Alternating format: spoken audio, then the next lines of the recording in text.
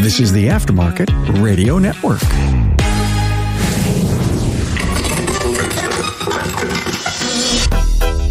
Hey, Carm here, sitting with shop owner Travis Troy from Honest Wrenches in Des Moines, Iowa, at the Vision KC 2022 studio. I asked Travis point blank what it cost him to take his entire team to Vision this year.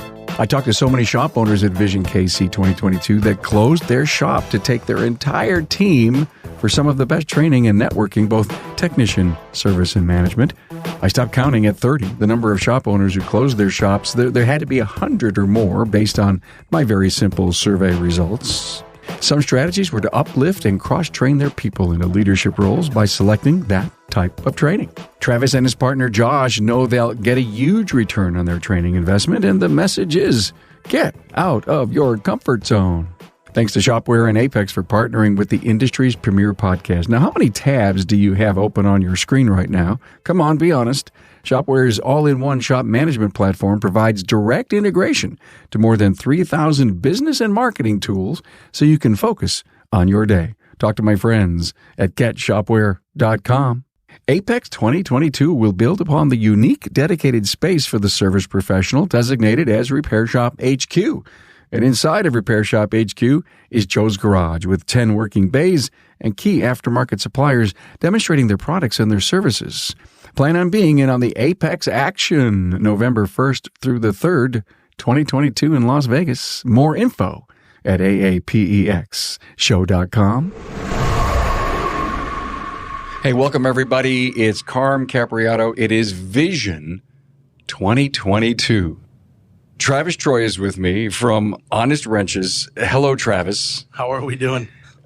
A couple of years ago, I was here, and then there was the COVID lockdown, and then, of course, we did virtual Vision in 2021, and now face-to-face. And it is huge this year. I mean, everybody is excited, ready to get out and get some amazing training. So when Travis came into the studio here, by the way, it is, thank you so much, Vision, for having me here. I don't know, God, 4 or 5 years in a row now. This is the place I just love to come and hang out because it's big, but it's brother sisterly, isn't it? Absolutely.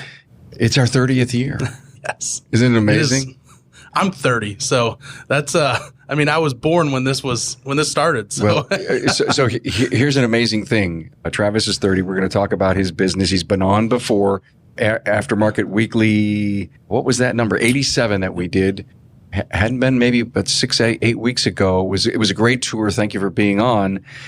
But Travis is also a great contributor to the Midwest Auto Care Alliance, Milwaukee, who really is the sponsor of the show. And of course, thanks to Sherry Hamilton and Jerry Holcomb. And, Jerry was one of the original founders. Spoke to him this morning. And, you said that this morning you volunteered behind the registration desks. And in 1 hour, you did what? In under 2 hours, it was over 1,150 registered people that came in and picked up their packets. It was absolutely amazing to watch the teamwork behind the counter and the systems that we put into place and just rocked it out. It was awesome. It's amazing how all the pre-planning, right? Yes. All comes together. Yes. Amazing stuff. Well, Travis is here because you know how I like to tell stories of success, 30 years old, and Travis has got some really good things going on. And if we don't tell those stories, people will never know of the possibilities. Right. Yeah, they've got to be able to see the light as well. Yeah. You opened in 2011. 2011. Partner Josh? Yeah, partner Josh. The last time we talked, I walked away with a phrase called the little engine that could. Tell me about what I meant. That little engine that could is Josh and I having the power and the will and the passion to be able to take, working in a 2-car garage to opening a legitimate business inside of a storage unit and then moving to our very first location in which we're still at today. So if you're in a storage unit, there's hope for you. Hey, everybody's got to start somewhere, right? You ever watch those crazy shows on TV? There's always a storage unit in one of those mysteries, right? They're always breaking off the lock and looking in, and then and then they go to commercial break, right? And then they come back. And then they show you what they found, and it's usually never anything really big. Right. But you guys started off in a storage unit. Then what kind of shop did you go into? So we went into a 2,400 square foot. They actually used to paint dumpsters inside of it. Ah. So there was paint everywhere, all over the floor, and the place was just a disastrous mess. A lot of elbow grease, a lot of late nights cleaning that place up, and we had one lift. And we actually bought it, put it in the storage unit when we were there, and then we were able to move it with us. You see, those are the sacrifices that people make to get going. I'm sure if you had enough money, you would have had 4 bays and 7 lifts or whatever, right? But you don't, and you sacrifice, you dream, you have a purpose, and you ultimately get where you want to go through what? Hard work, sweat equity. I mean, yeah, you've got to have the passion for one, and the capacity to want to continue to grow and be better than what you were the day before, because we're going to run through challenges every day, and at the end of that day, we've got to look at that day, and we cannot give up or let that day eat our lunch. We've got to have the will to drive through the next day and start every day fresh.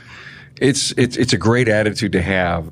Josh shares all that with you, right? Absolutely. And where did you guys start? I mean, where'd you meet each other? So we actually met in college. I'm from about 3 hours away from where we're at now, and I specifically moved down there for college. And we got partnered up in an electrical class, and that's how we actually had to exchange numbers. What kind of electrical class? Intro to electricity. Okay. Yeah, it was one of our first classes in college. But it was automotive? Yeah, automotive, okay. Yes. Right. Yep. And so he was working on brakes from somebody's vehicle that he worked with, and he couldn't get the rotor off. It was just stuck on. And so he was stuck. And so he had my number because we had exchanged numbers for this class. And he said, "Hey, can you come give me a hand?" Yeah, absolutely. Give me your address. And I have no idea where I'm going. So put it in the GPS and showed up to his house, and we got it off. And he's like, "Well, hey, I kind of work on cars on the side. It helps me, get a few extra bucks to get through college. Would you mind working with me?" I said, "Yeah, absolutely. I don't know anybody here. I just moved here." And so him and I went from, working on 1 car on a Saturday to 4 cars to 6 cars to 8 cars Saturday and Sunday. And where? In his garage? In his garage, okay. Yeah. Yep. We didn't know we were doing anything wrong. We were trying to pay our way through college. Yeah, that's it. Yeah. And the city came and said, "Hey, we know what's going on." Well, we didn't even know what was going on. So they enlightened us. Oh, that's really funny. And they shut us down. And at that time, I was working nighttime as a diesel mechanic. So we'd go to school all day and then I'd work at night. So for about 6 years, 4 years after college and the 2 years while I was in college, I worked 18 hours a day, literally God. 6 years straight. Wow. Yeah. Listen, I've heard stories like that before. And if anyone ever would find out what I did in my 20s, and I called it burning the candle at multiple ends. Yeah, I did it at both ends and in the middle at some times. I know it was amazing. And then I could think back to that time and all the things that I don't even want to list them what they are. I had this unbounded energy. Yes. And I think it helped set my trajectory in life. Yep. And so I'm here sharing exactly. I'm saying, you did one thing, but I did another and then another and another. Diesel mechanic, part-time weekend, college. Good stuff. I love it. I mean, you're made of good stock. Yeah. And I've still got the passion today. I can't stop. Well, you're 30. I mean, don't stop. Exactly. That's great. I'm 30 and I don't want to stop. Good. I'm still going and I have the passion and the drive to do the 18-hour days still if I want to and continue to grow a future for our team. That's really what we're doing now. That's great. Now, you're a small store, 2,400 square. 2,400 square foot. We have 3 bays, and then we somehow figured out how to squeeze a lift in the center of 2 of them. Okay. So you could fit like a really small car in there. Well, that's okay. There's a lot of small cars out there. And you're killing it. I mean, that's one of the things that Travis says, we're killing it. So is it about the fact that when you first started out, you had the cheapest prices in town? No. Smart. Interesting. Good answer, by the way. My audience knows I was hunting for that answer.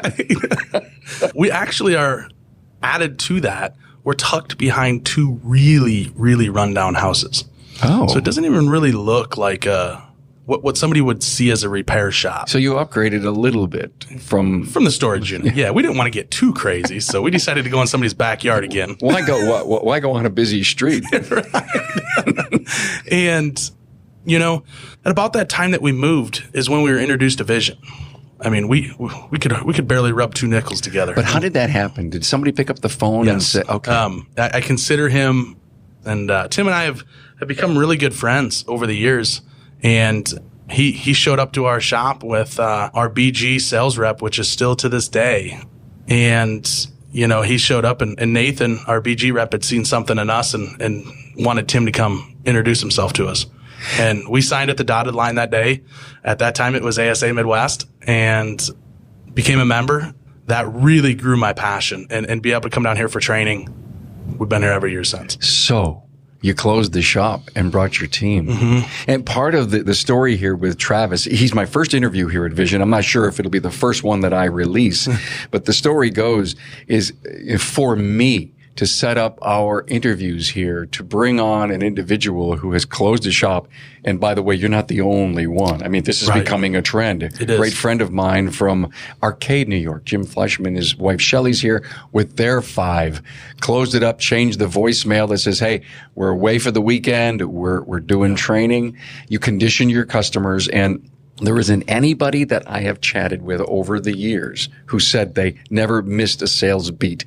We got it back. Oh my goodness. When you, and this is what a lot of people don't understand as shop owners that look at it just from a money aspect. Oh my goodness, I can't lose sales. It costs me money to come. You can't afford not to come. And we all know this, especially as owners. When we come to something like this, we get invigorated. We get refreshed. We come back and we are literally ready to just hit the ground running. But we didn't bring our team. They're still stuck in the mud.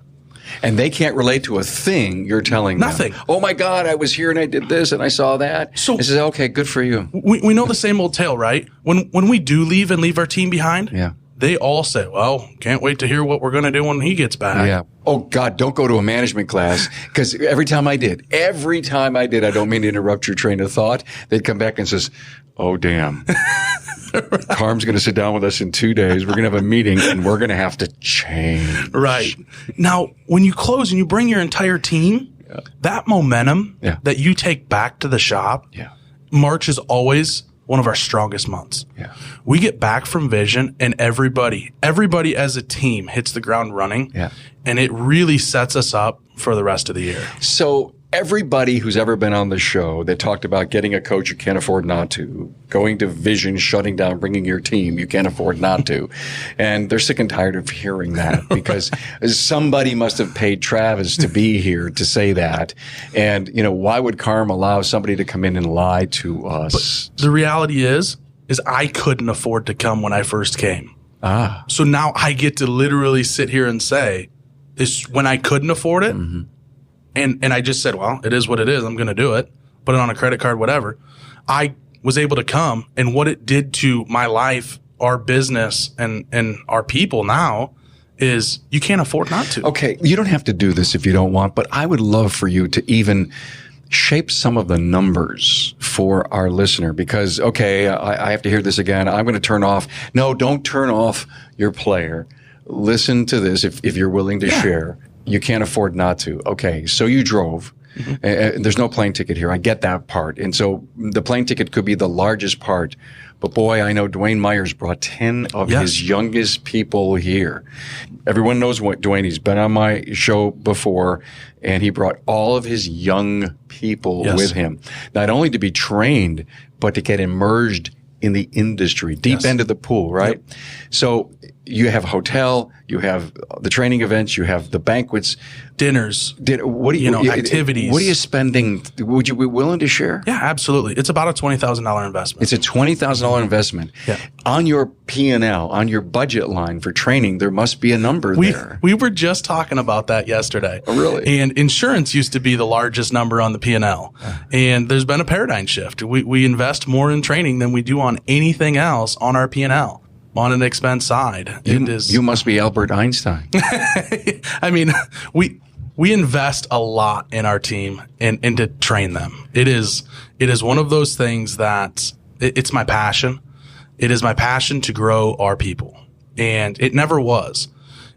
My passion was to grow me. And I realized that our team, when they get to the growth that we are at right now, I can no longer do it alone. Right. It takes an army now. And the thing I love about we come back and we have that spirit and that energy, it's probably easier to implement a policy change, a procedure change, because they know it's going to come from you, because they were in a technology class, you were in a business management class, and they want to come back and practice what they learned. And they says, well, so does Travis have to. Right. Absolutely. And the beautiful thing about that is now I've always had an accountability partner with Josh, my business partner, but we have multiple accountability partners now. We've got people on our leadership team that hold us accountable. It's not just us holding them accountable. It's a two-way street. And that's the beautiful thing about it. And so if you had gone from the guy who helped Josh pull off those brakes many, many years ago, who taught you that? I mean, I'm just sitting here thinking you had to, the other thing you can't afford not to hire a coach. Right. You're not getting that kind of business acumen unless somebody's helping teach you that. Yeah. So I'm going to get emotional here. Yeah. All right. I'm proud of you. I'm happy. How many team members did you bring? 12. Yeah. 12. Yeah. Oh my God. So we've got 12 powerhouse people, coming and, wait, you, Josh, and 12 others? Mm-hmm, yes. Well, that's the biggest number I've heard so far. Yeah. Wow. So, 12 people and, leadership training, technical training. We've got technicians in leadership training. You basically said, guys, here's the itinerary of classes. Tell me what you'd like. Will you and Josh say this is good for him or her and this isn't? Absolutely. You hovered over and you helped manage it. So we let them choose the classes that they want to go to. Okay. And then from there we'll influence if we see something that we feel that they can work on or the direction that they're going for their growth in their professional career, where we've got some technicians that are really wanting to lead into a foreman role. At that point, we're not going to send them to all technician classes. We need to start curving them into that leadership role. Sure. Getting them into some management training and allowing them to get that side of it. And that's really what I love about Vision is we're able to, this is that huge growth part. Every single year we take these people that want to grow within our organization, and throughout the year we do it as well, but this is the beginning of it. Yeah. We get them in, we get them set with meetings.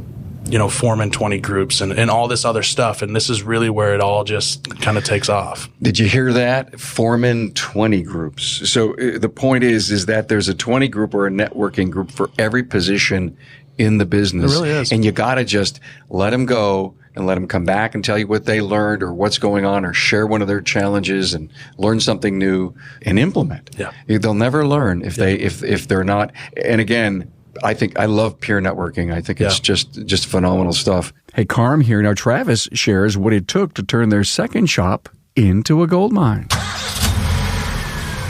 When you started in business, did you really think that cars would be driving themselves and that people would be buying cars online without even test driving them? Well, I don't think any of us did, and yet that's exactly what's going on. On the repair side, the auto industry is changing fast. Customers expect quick answers and proof that they need the repairs you recommend. They want to pay you while buying a coffee and then rate you on Yelp after picking up their keys. So why stay in the past? A shop owner named Carolyn asked herself the same question, so she created an online shop management system that automates the stuff you do over and over again. She and her team added texting and every step in the process from booking your appointments to posting that stellar review. They learn from their customers just like you learn from yours. And it's the system that's leading the industry into a bright future. Check it out at getshopware.com. The number one reason shop owners attend Apex is to see the very latest new products and technologies. In my opinion, a close second is the opportunity to meet face-to-face with people to discuss issues and new opportunities. And let's not forget how much fun it is to get together with friends in the industry, both old and new. Apex is the one place to see all the people, products, services, and technology that affect your business and your profits. Plus, you'll get to participate in the best industry training while you're there. And don't forget the Service Professionals focused section, Repair Shop HQ. Within this dedicated space, it brings the feel of a working shop to your Apex experience. Besides top training, you'll be in working bays and experiencing new tools, technology, and equipment firsthand. Hey, mark your calendar now to attend Apex 2022, November 1st through the 3rd in Las Vegas. Keep in touch at aapexshow.com. Travis, all the things that you've learned over the last so many years, you were telling me, listen, I kept some that really worked and I threw some on the floor that didn't. So you're not doing things in the same old way you did even 1 or 2 years ago. You're constantly evolving. Oh, yeah. As we continue to grow, processes are broken and fixed, daily. You go from, 2 people, me and Josh, to 4, 5, 6, 7. We're with support staff and everything else, we're almost 20 people now. So you get that, and it's you've got to break and rebuild processes along the way. Did you make money in your first year? Yeah. And our accountant was really surprised. We've made money every single year we've been in business. It's impressive. Yeah. So many people they go into business because my boss can do this and he can drive a brand new truck and it ends up becoming a struggling hobby. Yeah. I always say, I came from nothing in life. And so when we got into this business, it was really cool. Josh and I, both of us really didn't come from anything. And when we got into this and we got to taste a little bit of money and see what that was like, I always said, I'll always stay humble in that aspect. It can leave as fast as it came. And, it's tomorrow's not always guaranteed. You have to make sure that you stay humble in that aspect. And that's with your team and everything. Your team could leave you tomorrow. And you've got to really care about your team and your culture and know that if you don't, it can all be gone. Something that you tried that didn't work. Can you pull something off the top of your head? A lot. We come to, and that's the beautiful thing about Josh and I is we were never afraid to try anything. We didn't know any better.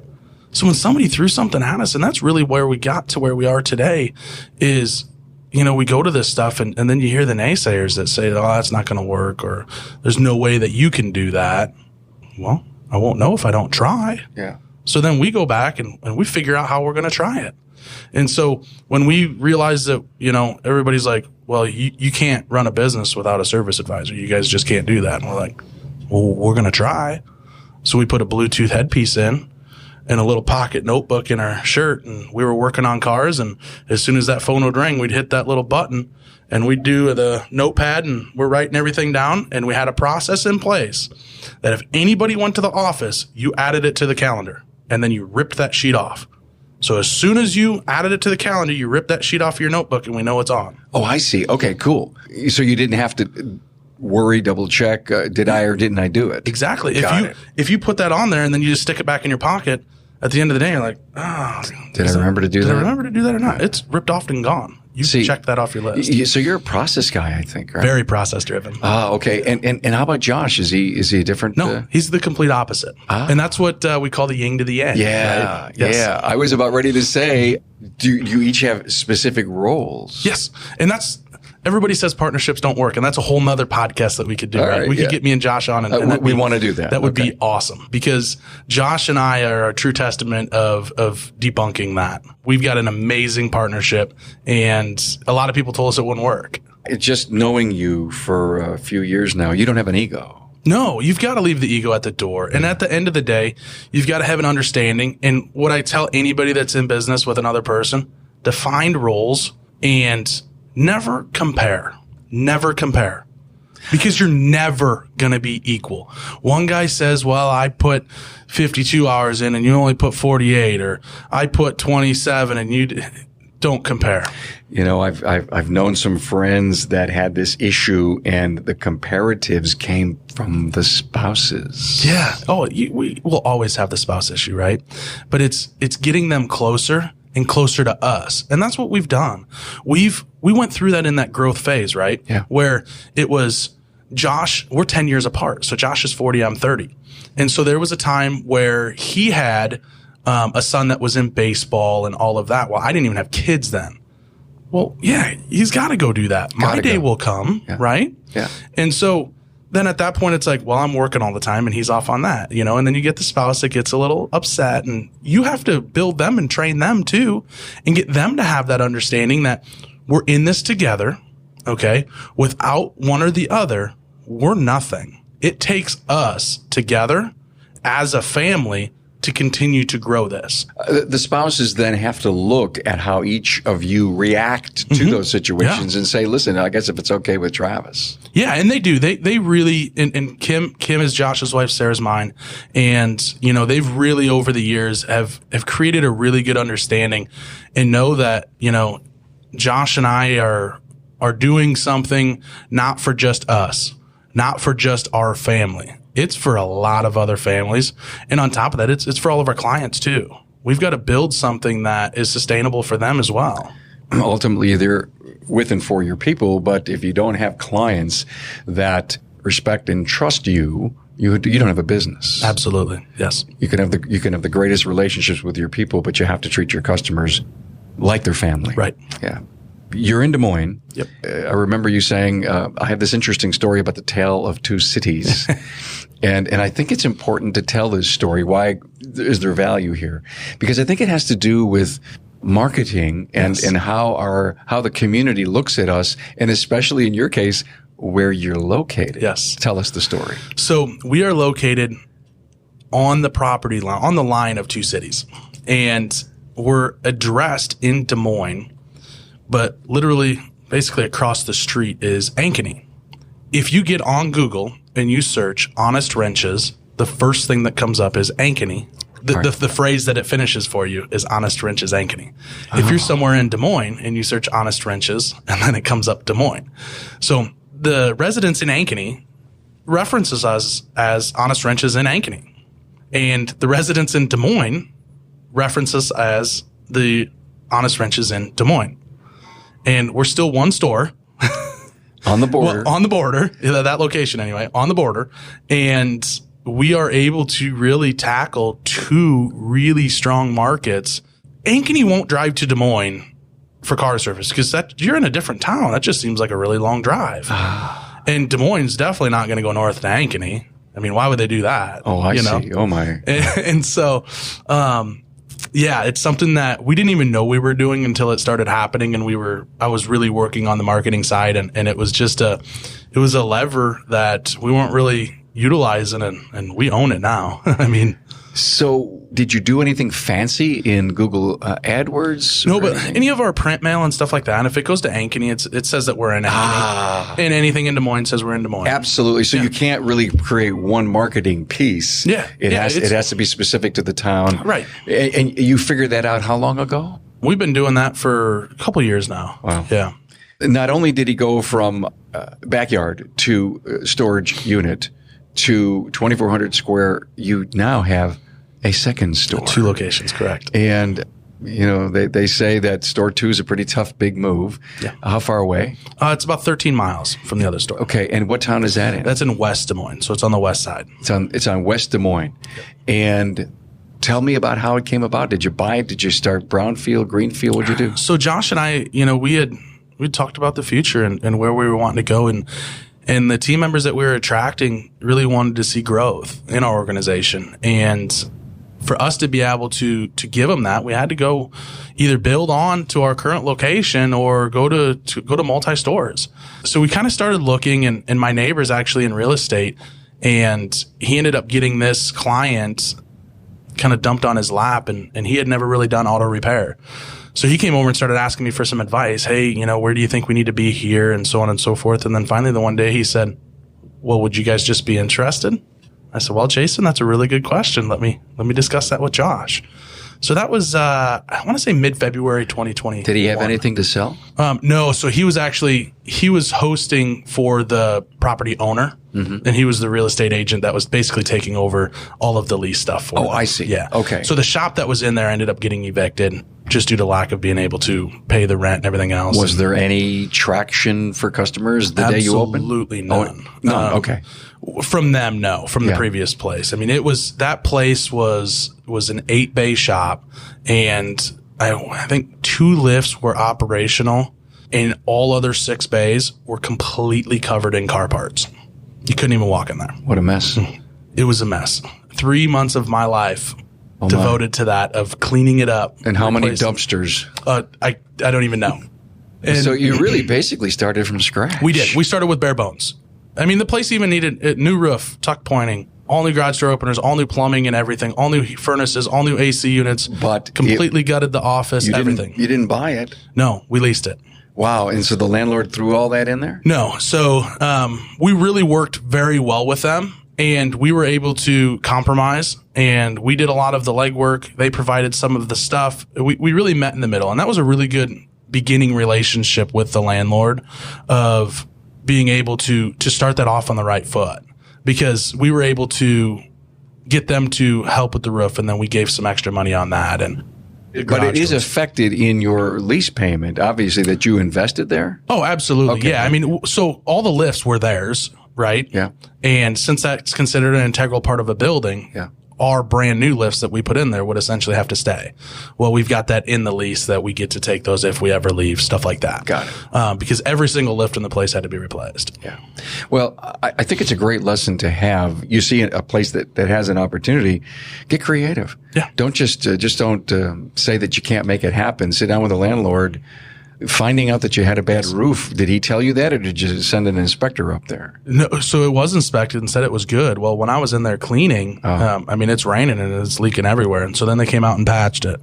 And then another leak, and then another leak. And finally, we were just like, guys, we're not the shop that was in here previously. We're a professional shop, and let's figure something out to make sure that we can operate and not have buckets laying around everywhere. All right. So you're starting from scratch. What did you do to grow it? Seat time. And we did all the marketing stuff right. Everybody's got to try you out, right? And so my expectations were extremely high, and almost, I mean, they were unreachable. And that's just me as a person. Those are called BHAGs, right? Right. Big ass hairy goals, yes, right? Yeah, it was just, I mean, but we were able to get our team in there, and we took over in March, and we weren't planning on opening until June. So we brought our team into the other store, started getting them trained up, getting them ready to transition over. And then we got over and we hit 2 huge months right when we opened. And then the honeymoon phase fell off, right? Sure. And so then we kind of slowed down a little bit, and I'm like, oh my goodness, we've got marketing going. We're doing everything right. And I just realized it takes a little time. That store is going to be right next to our other store that we took 10 years to build. And I'll give it another 2 months. They're just, it's taken off. It just took a little bit of time, get our name out there, really, really wow some people. I mean, we've got like 1,500 reviews at the other store, 4.8 stars. And then you see the other store, we were barely breaking 100 reviews because it was brand new. And we had to completely wipe the other company that was in there's Google page and everything. So we started from scratch on SEO and everything. So everybody still wanted to go to, they would be willing to drive from West Des Moines over to Akeny, because they would see the 2 stores and they'd be like, well, they got a ton of reviews. I'd rather just go over there. And so we'd explain it to them, and we'll do whatever. We just want to accommodate them. Out of that honeymoon phase where a ton of people came in, were you then trying to select the customers out of those, if you will, coupon hunters, to try to build really good long-term customers? Yeah, absolutely. And we were able to do that very successfully. And we've already retained a ton of those clients. But we had a lot of the clients that were going to the previous owner that wanted to come in and think we were going to be the same thing. And, we just politely explained to them, unfortunately, that's why he's no longer here. Yeah. And we just have a little bit different standard, and we truly care about you, and we want to be able to take care of you. Is it tough to convert someone like that? Absolutely. Yeah. When they're totally, just price driven and look at absolutely no value that you offer, at that point it's a price game, and we're unfortunately not in that game. So you're coming upon a 1-year anniversary in June of that second store, and based on your high expectations, are you a happy camper? Absolutely. Good for you. And what makes me most happy is our team. I mean, they make us proud every day. Tell me the staffing. How many techs, service advisor? So we've got 5 techs, 2 service advisors, and a support, and 3 service advisors. But unfortunately, Sean is having some health issues right now over there. And then we've got 3 service advisors at the other store and 6 people over there. You're rocking the world. Yeah. Multi-million. Yeah. We'll break 4 this year. You'll break 4 with 2 stores. Mm-hmm. Yeah. from, hey, come over and help me take my rotor off. Right. Oh, my. For sure. You and Josh have to do an episode with me. I want to get this partner dynamic down. To me, when you think about young people that are entering our industry, and they have this vision and this dream, but the money may not be there. Yeah. The expertise may not be there. The process guy, the vision guy may not be. Ooh, wait a minute, and figure out how partnerships work. Yeah, you've got to take each other's strengths and let them own those strengths. Yeah. Don't try to get into their lane. Right. Josh has some amazing strengths that I do not have at all. And I have some amazing strengths that he's like, I'm checked out, man. And stop thinking, let me see, what would Josh do right now? No, just let Josh make the decision. Exactly. Yeah. And that's one thing that him and I have in our defined roles is whatever decision he makes, if I don't agree with it, I respect it. Yeah, exactly right. Yeah. And we'll discuss it. Yeah. If we think it was the wrong decision, I was like, oh, we won't do that again. And we've done that many times. I've been in some interesting meetings where the group always knew that there's going to be a vote. There's going to be discussion. We've got all the due diligence.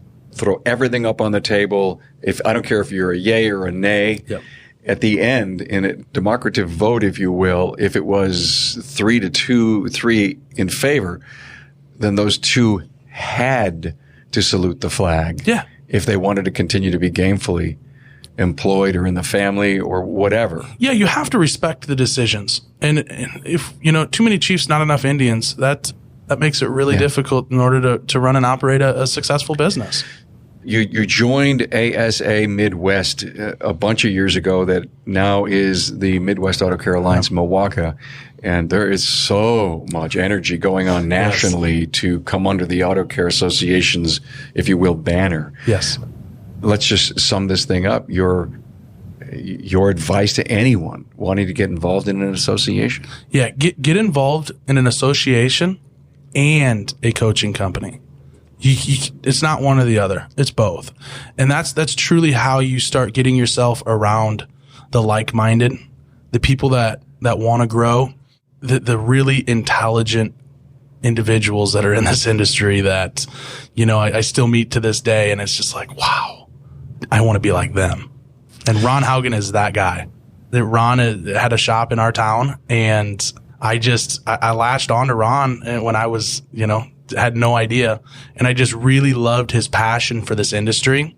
And I really embraced that, and I have the same passion now. Ron was a very early interview that I did many years ago. Of course, I think we're coming up to 7 years, 1,000+ episodes. Wow, that is amazing. We've got to figure out how many hours, Tracy, that we have in the can. But Ron was kind enough to come on, and it was really during his think of succession.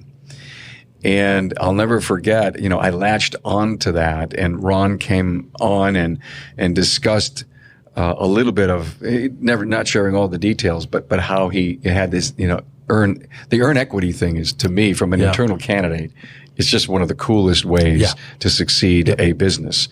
And so even at 30 years old, and Josh is 40, you guys can't not think, as many as you think you have 30 more years to work, but I don't think so. No.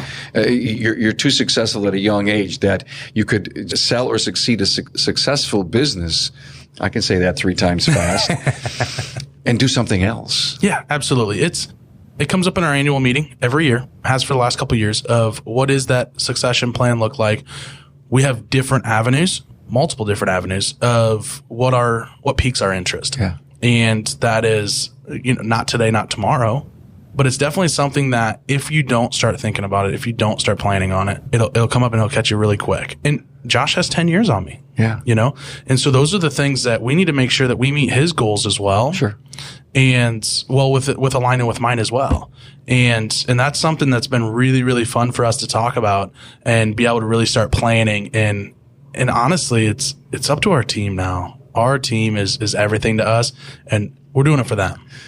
And they're all here. Yeah. How cool. Yep. Travis Troy, Honest Wrenches, Des Moines, Iowa, 2 stores in Des Moines, but you think you're in Akeny. Ankeny thinks we're an Ankeny. Ankeny, yeah. I got to learn how to say that word. Thanks for great wisdom. Yeah. Good show. Thanks so much, man. Yeah, no, I really appreciate you guys having me on again. It's awesome. I enjoy it. Thanks, man. Thanks for being on board to listen and learn from the premier automotive aftermarket podcast. Until next time.